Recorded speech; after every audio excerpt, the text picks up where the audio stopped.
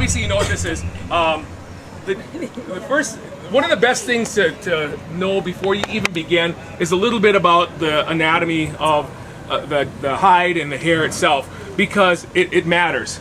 So obviously when you skin the deer, this is what you end up with. Usually what you end up with is a lot of flesh, a lot of fat, a lot of mesentery, contusions. Those are just bruises. How many of you guys have bruises? So like when the deer gets hit by a car or anything, the blood will rush to that area and it'll stop by the skin, so it won't go any farther than that. Don't worry about this. This will all be gone. And so when you do these hides, what you want to do right off the bat is you want to flesh them. I don't care if you get a hide at 11:29 at night. Go out and flesh it.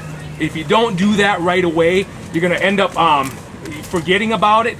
And I lost about 6 hides because I was like, oh, I should go flesh those hides. I'll do it tomorrow. And I kept doing that, and then it got to be like May, and then June, and then something was going on in my backyard that was not good. And the flesh had actually starting to eat away at the skin. And so when I did try to flesh it, even when it was rotten, the skin was just ripping up and opening up, so I had to let all those hides go. If you flesh it right away, this is what you end up with. And you could eat off of this, literally, but you don't want to. But once it's fleshed and once you got the fat off, those are the things that are typically going to rot first. Those are the things that the maggots are going to form. But once this is done, this is good. You can have these hanging. And if you have these hanging up for several years, the hair is actually going to fall off of it. So you might skip that part. Once this is done, you have to, while you're scraping and the fleshing, the counterintuitive thing that's also going on is you're also pushing fat into the hide itself. So there's no way you're going to get around it. You're also going to be doing something counterintuitive, so you have to re-scrape these over and over. And then when that's done, it's ready to store or it's ready to soak. So this can actually go into water. So the nice thing is you put this in water and you're ready to go, except for the fact that deer hair is hollow. Deer hair is completely hollow and it is intense. As a matter of fact, there's enough hide here to probably cover a 50-pound dog. When I get done scraping this thing, the hair will be up to my knees because it is so dense. As a matter of fact, I will soak this for 4 or 5 days, take it out of the water, rub the water off, and it'll be powder dry in here. So a lot of times what we'll do is we'll pre-scrape, and some of my teachers will even cut the hair, use the clippers or something to cut the hair down so that you can open up the hollow fibers and actually get the water to soak in. So a lot of times on your first soak, you're not even going to get water onto the neck area, onto the collar area. So you actually do have to work on this. And so when a hide is ready, this hide's been soaking for about a week. Change the water regularly. It's still going to smell a little bit, but you'll see the hair come off, and you'll actually get to see some really cool parts of this thing. Well, I think they're cool. This is actually pretty gross and boring for a lot of folks, but I enjoy the struggle of this. So it's a lot of work, and there's but once we're done, it's well worth it. So I also am a teacher. I do have about 9 apprentices that are currently working on their hides, and about 5 of them are almost done right now. So they don't even know how cool. They don't even know how close they are to being done. So so I'm gonna hang this up. Any questions about the deer hide itself? So yeah. So people they cut the hair. Is that because does the hair come off a lot easier than like yes. porcupine quill? Yep.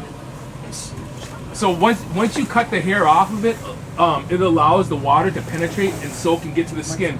So what you want, but your hair is actually sticking in what's called a sebaceous gland. It's like a little sac. Each follicle is sitting in there, and when you soak it, that follicle starts getting thick. And what you're doing is when you scrape, is you're not cutting anything. You're actually pulling the hair out of there. That's exactly what you're doing.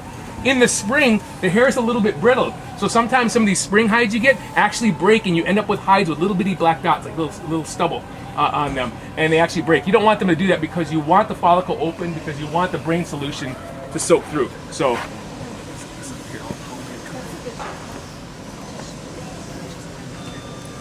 we're going to move over to the scraping section here. Who's scraping? They do a little bit different. The main thing is here, by the way, there's nothing glamorous about this process at all. No stage of this is. A lot of times, even some of the people that I look to for advice, they tell me that it's going to be messy. The deer hair is going to be in your house. The dogs are going to be running around with animal parts. You're going to know every res dog in town because they're going to be over all the time. And So I don't have to worry. I don't live on a res because I live in like Mayberry, RFD, something like that. So first thing we want to do is position yourself. This is a scraping beam. This one is obviously cut at an angle here, and it works really well. There's a lot of different types. A lot of the trendier height scrapers are moving over to PVC. Must be the cool thing to do. But I'm like real tradish, so I'm gonna stick with this. So, What kind of wood you use? poplar, a harder, softer hardwood. I've seen them use maple as well, but like I said, everyone's moving over to PVC. It must be something cool. Maybe next year I'll be here with PVC. Maybe it's cheaper. I don't know. Later. So this hide has been soaking, and you'll actually see it. I had to do some pre-scrapes on it just like this to actually get the water to penetrate. So it is ready to scrape when you can grab the neck collar, and the hair will come off like a little puppy when you pick it up. Now this is the best sign. If your dog does this, take it back because it's broken. You gotta, or leave it here. And then don't turn around. No. So what we're gonna do is, a lot of people are like, how hard do you press, or how fast do you go? This is gonna be a matter of preference. So I can sit here and write a ninth freshman essay on what to do or how to do it, but the reality is the only way you're gonna know is to actually do it. So a couple of you are actually gonna have fun here. What you see right now is me scraping against the grain. That's not something I traditionally like to do. I'll scrape along with the grain of the hair itself. But for the neck, this is the only way I can get at the neck area. So, but once you see it, you guys are starting to see the skin through here. That's just the first part. You even run into some wood ticks once in a while. And I'll actually show you some of the hides that have wood ticks. A lot of times you're going to get a lot of them, and they end up like with this polka dot pattern, and sometimes holes will actually start forming through here. So.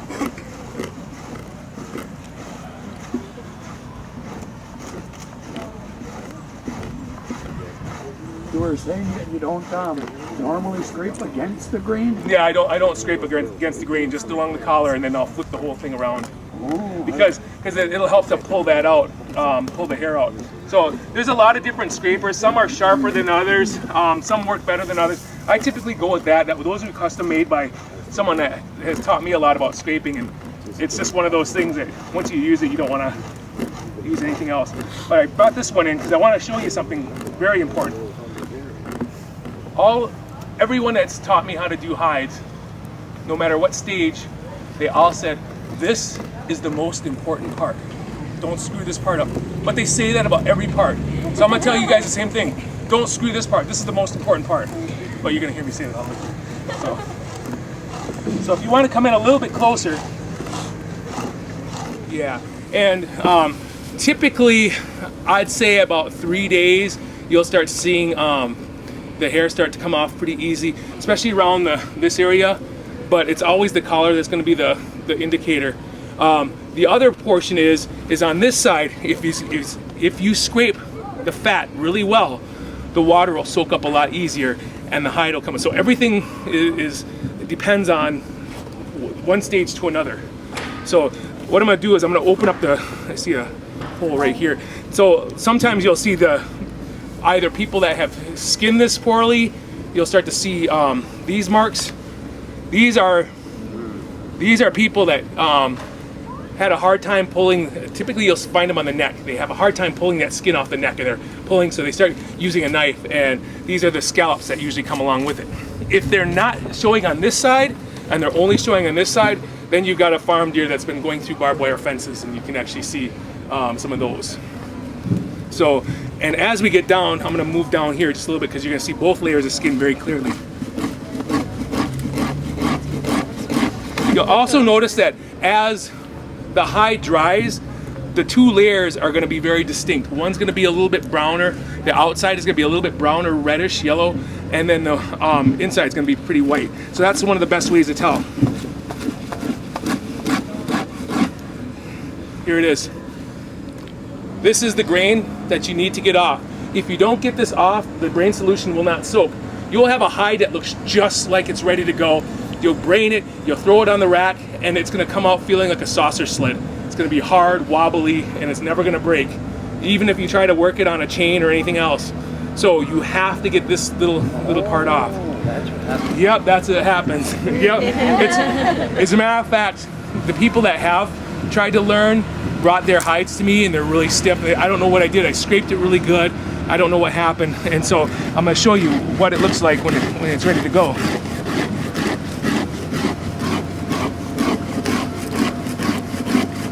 You guys can see that now, right? Yeah. Do you just soak it in water? Mm-hmm. Oh yeah. 2 levels of skin. Very clear.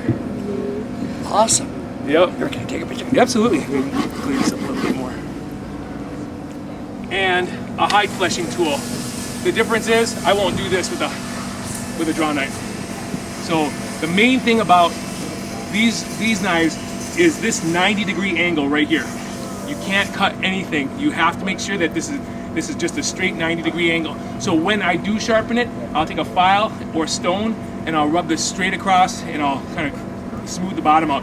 I can't have any burrs because I have a couple examples here where I had a couple burrs that I didn't notice and you can't really tell and you're sitting here scraping and you get done and there's a bunch of little lines on your hide when you're done. So you have to make sure that your scraping tool is really smooth to the touch. So a lot of this, especially at certain stages, it's really going to be about how everything feels and not how it looks.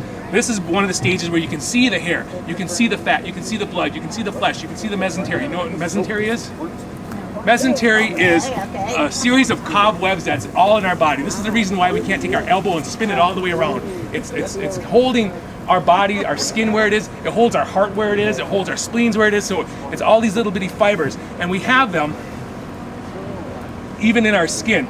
All these little things right here. See that? See those fibers? But it's there. So it's also what nets the hide together itself, because the hide is actually like this. It's all tight right now. Even over here, it's pretty solid. So once this hide is completely scraped, we're gonna end up drying it out on a rack, just like this.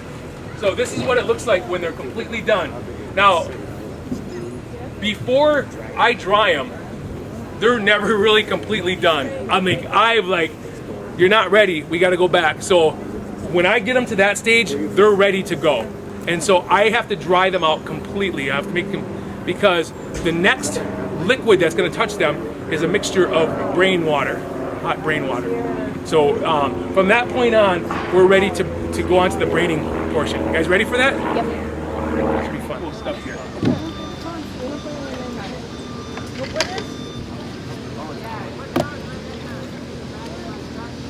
So this hide has, it looked just like that did over there. All dried out, and once I took some brain, I used a blender. I used to boil brain and wisp it up, but I used our family blender because someone gave, and guess what? I got a new blender because my wife's like, and she went out and got a Ninja blender, so I like totally upgraded our house. So once it looks like that, obviously it doesn't go into a bucket very well. So I'll take the brain solution and I'll rub the brain all over the rawhide, and it starts getting like a wet potato chip almost. Kind of, it's still crinkly and everything like that, but we have to start being able to form it and get it into a bucket for brain water. And this is what we end up with. So it's amazingly white, isn't it? So this is actually ready for brain. Now, what side is the flesh side? What side is the hair side?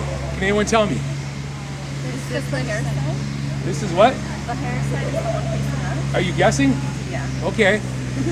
Well, you can kind of see like the texture is a little different too. So the best way to tell, this is amazing. Okay, so you guys, how many people work out and sweat? Okay, the sweat goes out of your skin, doesn't it? Not for a deer. The sweat goes the other way.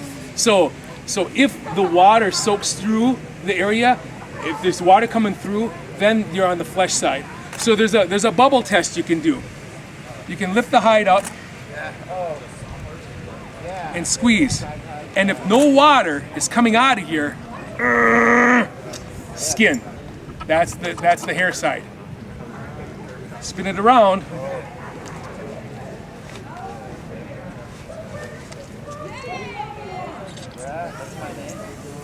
Wow. I love it. I like do this by myself, and I still do that. I'm like, oh. So this is the flesh side. So what I'm gonna do is I'm gonna put the flesh side down along the rack here. And then what I'm gonna do is I'm gonna stretch this out as much as possible. So why brain? Why are we mixing brain with the water? Chemicals. Chemicals? Because it's smart. No. There are certain lipids that help break down. Same thing like what's in your spinal fluid. So spinal fluid would work, but I just don't have any. I've been out for a long time. I don't carry spinal fluid. I was gonna be like, really? So the next part that we're gonna be, I had already worked the hide. So while it's in the pail, you're sitting here stretching it out, you're twisting it, you're opening it back up, you're wringing the brain solution in and out of it, and now it's time to actually wring the brain solution out. Now this part right here, I've learned to do several times, even up to a dozen times, to ensure that there's two things that are going to be happening. Number one, the brain solution is going to be working through the hide itself, and number two, the fibers. Everyone go like this. If you got two hands. This is what the deer skin looks like. After we stretch it, it's going to look like this. But once we put it back in the brain solution, it's going to come back. The more we stretch it, the harder time it has coming back, and the brain solution starts working into there. So the main thing is to make sure that the brain solution does go out. So what we're going to do is we're going to start rolling this in. Now, remember, the flesh side is here. There's a reason for that. Because as we squeeze this hide, that means that the flesh is going to be on the outside. See how I'm rolling it? Now the flesh is going to be on the outside. So when we actually start wringing it, the fluid's going to be able to squirt out of the skin. If you do it the other way, you're going to start wringing it and twisting it, and it's going to start blowing up like a balloon. Which isn't horrible, but you're not going to get any of the brain solution out of there. So this is the wringing process. And as you can see, there's no real rhyme or reason on how to do this, but you're gonna just kind of roll it up like your kid's socks, you know, and you find them laying around on the floor and they're not cleaned up. Kids' socks probably smell worse than this.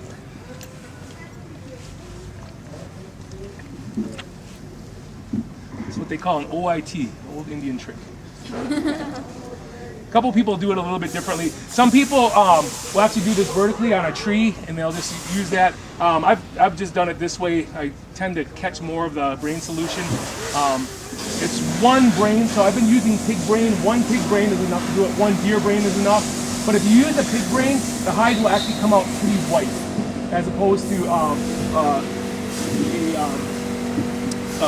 deer brain, where the hide tends to come out with a little slate gray color. So, my head over here. And then now, if you guys want to come over to this side, you actually see. So we're going to have 3 sessions, clockwise and counterclockwise, both. So what we have here is we're going to end up twisting the hide clockwise for me, from my angle. And then what you're going to, if you look at the skin very closely, you're going to start to see it. Say, ooh.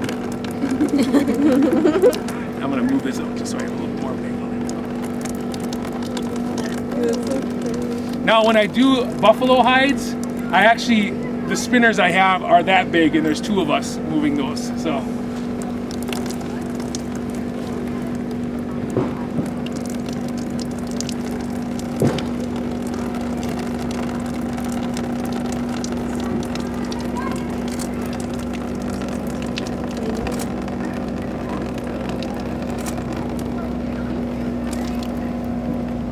Now the first thing I hear from my students is, I'm afraid I'm going to rip it. You shouldn't be. There's always that chance.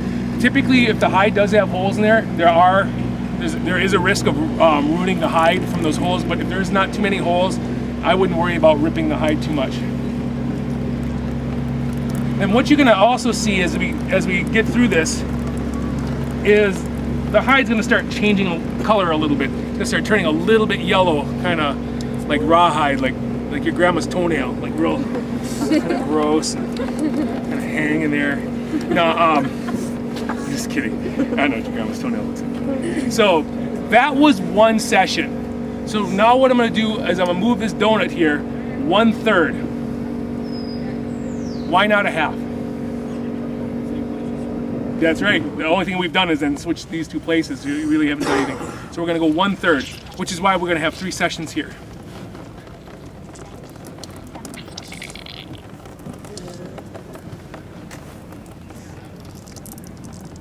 And so the two things that are happening is we're moving the brain solution through the hide. The other thing that we're having is we're stretching those fibers out in the hide. The hide's actually starting to look pretty darn good. This one's gonna probably go up on the rack sometime, maybe today. We'll stretch it out and have a nice soft white hide after this.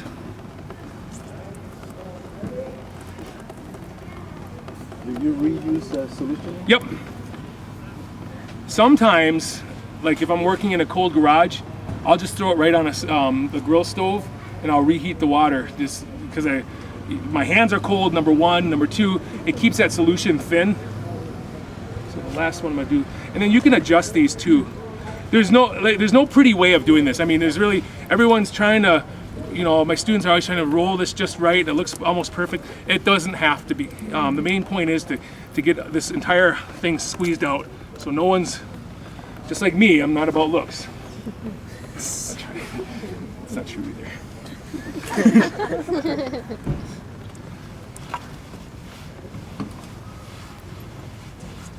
So this is the last twist.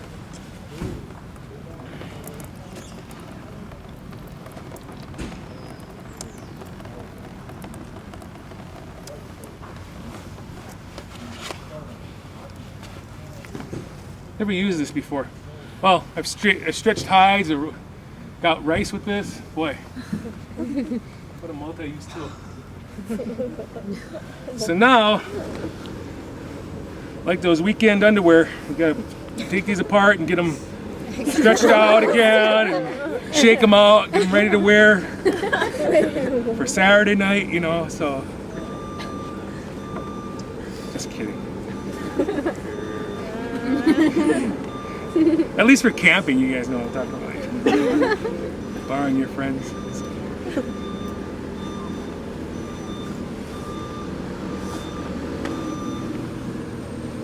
So now,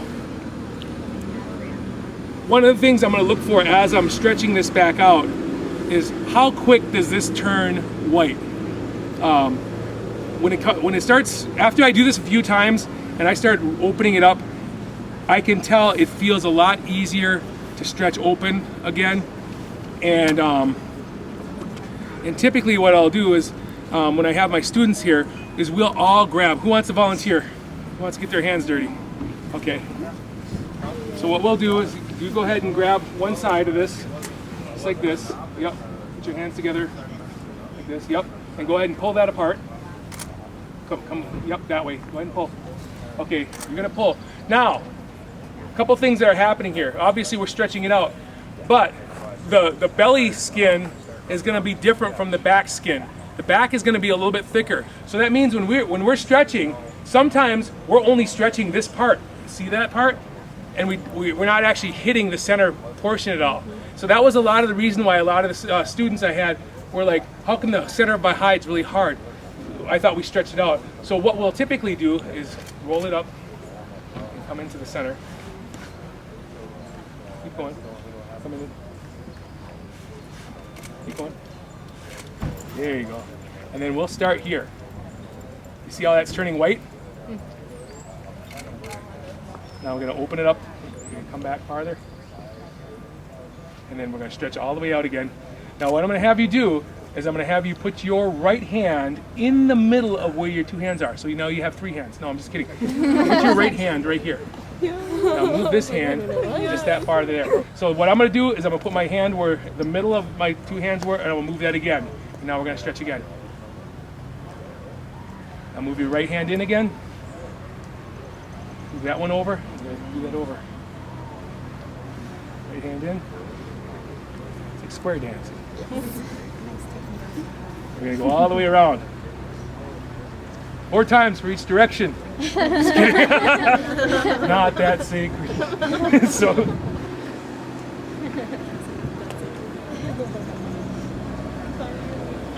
So in this little bit of wind, this hide would actually start tanning right about now. As a matter of fact, some people will tan their hides just like this. This is it. It's all they need to do is hand stretch these from here on out. But there's a big difference from hand stretching that than on the rat. And one of the differences with hand stretching is that you're going to end up with a softer hide. It's going to be thicker. It's going to be nice. But you lay it down on a table, and it's going to be wobbly and wavy. And so if you're going to try to make moccasins out of that, it's going to be pretty hard. But this hide is actually taking the brain very well. Is and there a happy medium? Like you hand stretch it first and then... Yeah. As a matter of fact, I will always rack these first, and then I'll hand stretch them or cable stretch them afterward if there's any rough parts. Typically the neck I'll go through a couple times. How do you cable stretch them? I brought one. I should set it up. The cable is just a bicycle cable, and I'll hang a bicycle cable from here to here, and then I'll just pull the hide back and forth. Oh, okay. Yeah, that's how I dance too, by the way.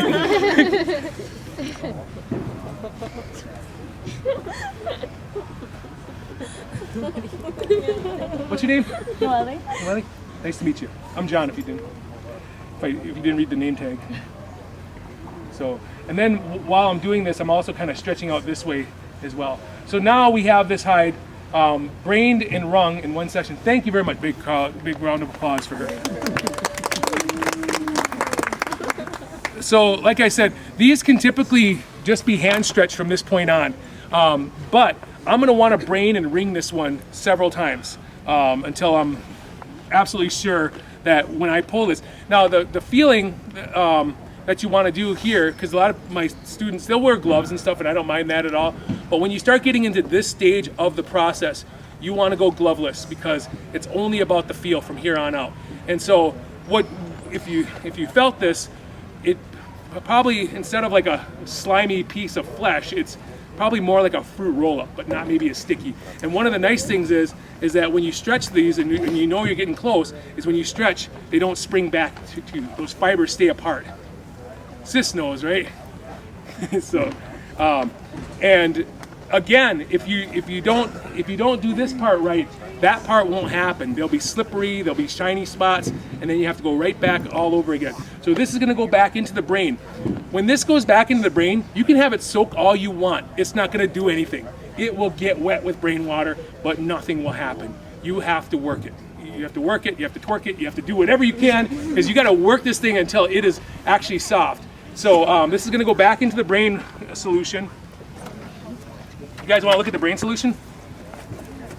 Second to the last ring, I'm going to sew up all those holes, and I'm going to punch or cut holes all the way around the perimeter of that hide, and then I'm going to ring it one more time. The reason why I won't sew it now is because the thread may cut into the hide when I start ringing it. So the last ring is going to be pretty light, and then we're going to string it around here like a trampoline, and probably about 45 minutes it should be soft. So I can't guarantee anything, but for this one, I really made sure that this one's ready to go. So from that point on, we can move over here. So, oh, by the way, tanning has nothing to do with color. So you're working the tannins out of the hide itself, and what you're doing is you're making it. When you smoke it, it does get tan, but that's not where the tan comes from. So from that point on, I've put my thread and needle away, and I moved over to hot glue because I really am not that primitive. But I can sew, but I take a long time. But this hot glue thing works really, really well because you have to seal the entire hide. And it gets a little weird because hides aren't perfectly symmetrical. So you've got to do some fashioning. And also, I made a pair of Daisy Dukes. So I took the leftovers and, there's a joke there. Anyway, I made a flue for this, a baffle, a skirt. And so that's really important because what's going to happen in here is I'm going to go ahead and take some coals or a fire or even charcoal, it doesn't matter to me. And then this media that I'm using, I use 3 different types primarily. Primarily I use cherry, but it does create a nice brown smoke. So sometimes I'll use green stuff, especially if the fire's a little too hot, so I don't get that to catch. But once the coals are in there, I'll set the sumac in there, and then I'll kind of stir that around. It'll be firing, it'll be flaming, it'll be hot. But then the minute the flames are gone, the smoke starts billowing, and I'm gonna put the hide right over the baffle here, just like that. The smoke will fill the entire hide, and sometimes if the fire is really hot, it'll actually push some of the hide out. And so that's what you want to do. You can't just take a hide and stick it in a smoky room, because all these things that are going to happen is it's going to hit the sides and it's just going to start dripping off, and you'll actually see the lines like sweating coming off of it. So what you want to do is you do want to do this, and you have to make sure. Sometimes I'll put little sage sticks inside to keep it open, and I'll keep that open, and I'll let the hide go through. And my wife, she calls them cheap fingers, it's little birdie fingers. So she'll come out here and she'll keep the hide moving. If you don't keep the hide moving, you're going to have splotches where the tanning is. And some of the hide that you do finish, some's gonna be, you might have some rough spots like this spot right here, and you might have some real soft spots, and those soft spots are gonna get darker faster than those other ones. So you do have to keep the hides moving around. When the hide is completely, or when the hide is suspiciously ready to go, we'll usually eat a smoked sandwich and look inside of here, and it'll be the color that we're looking for. If that's the case, we're gonna actually, I don't even know what parts those are. We're gonna actually turn this inside out, the outside, and then we'll smoke it on that side. When that's done, we're done. We open up, we rip that right open.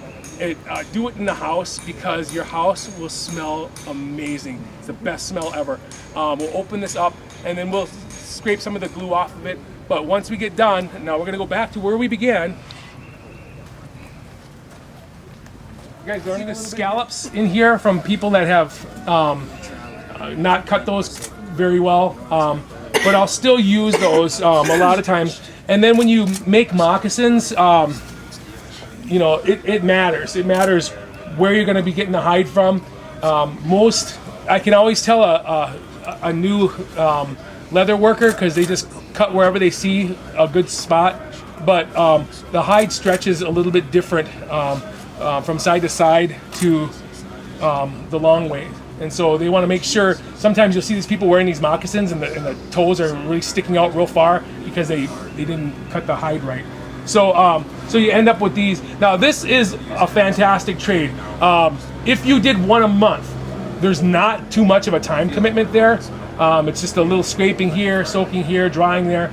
But $500 a month, you could, you know, you got those kids living with grandma in the basement and stuff like that. Get them out, scrape a. Y'all know what I'm talking about. See, y'all know that they're all Xboxing and they're all Fortniting. Get them out, scraping a hide, because they're doing a lot for the trade. There isn't too many people that do this anymore. It's so much easier. I do not sell hides. I've been offered thousands and thousands of dollars for hides. You couldn't offer me a single. You could hold the money in front of me. I don't care how much you have. I wouldn't even sell a hide. All these hides go for primarily these. Usually when people leave, these are their shoes that they walk to the next world in. I do make some drum covers for a Native American church, for traditional, for Medicine Lodge. A lot of strings, a lot of ties, a lot of pouches. I don't make gifts for anyone. I just use this for. These will go to anyone that's doing one of two things or both, learning their language or participating in their cultural ceremonies and in their clan responsibilities. Those are the only two types of people that get these hides from me. Nothing has ever been sold, ever. Everything has been given away, and I've done hundreds of these. So, and I don't put all these requirements on there. If I see that they need something, or if they're going to walk on, they'll just get one. And that's my promise to this craft, is that I'm only going to teach. That's all I'm going to do. So anyone that wants a hide, you come to my house. The rule is I accept no money at all. You come over, I will give you a hide, I'll give you all the tools, I'll give you all the time, and I will guarantee that you will walk away with a hide to be proud of.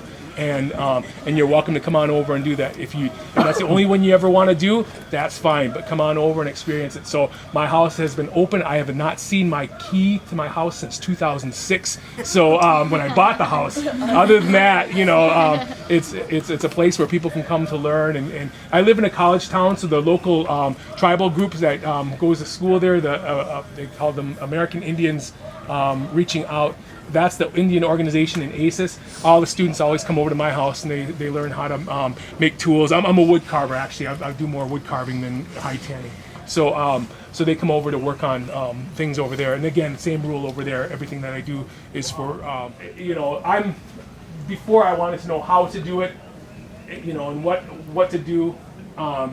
Now, when you reach a certain point after you've done these so many times and you see the need, it's why do you do it, and that's what really drives me to continue to do this. So so this is the first time I actually got to showcase something that I do. I'm the executive director of Heritage Preservation.